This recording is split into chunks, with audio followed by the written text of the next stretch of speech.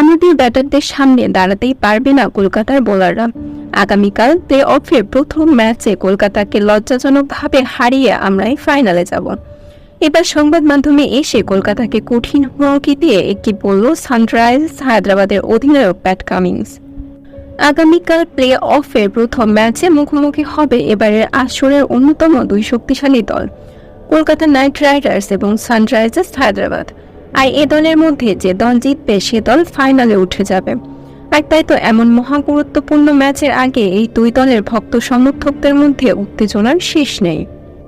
উল্লেখ্য যে এর আগে গ্রুপ পর্বে এই দুই দলের খেলায় 4 রানের জয় পেয়েছিল কলকাতা নাইট রাইডার্স। তবে হায়দ্রাবাদের ব্যাটাররাও কম শক্তিশালী নয়।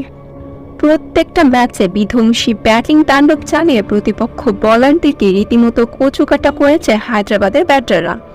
আর তাই তো এমন মহা গুরুত্বপূর্ণ ম্যাচে আজ ম্যাচ পূর্ববর্তী সংবাদ মাধ্যমে এসে হায়দ্রাবাদের ক্যাপ্টেন প্যাট কামিন্স বলেন, আগামীকাল কলকাতাকে লজ্জাজনকভাবে হারিয়ে প্রথম দল হিসেবে আমরাই ফাইনালে যাব। এর আগে গ্রুপ পর্বে আমরা কলকাতার কাছে হেরে গিয়েছিলাম, আর এবার তারই প্রতিশোধ নিয়ে কলকাতাকে লজ্জাজনকভাবে হারিয়ে আমরা ফাইনালে যাব।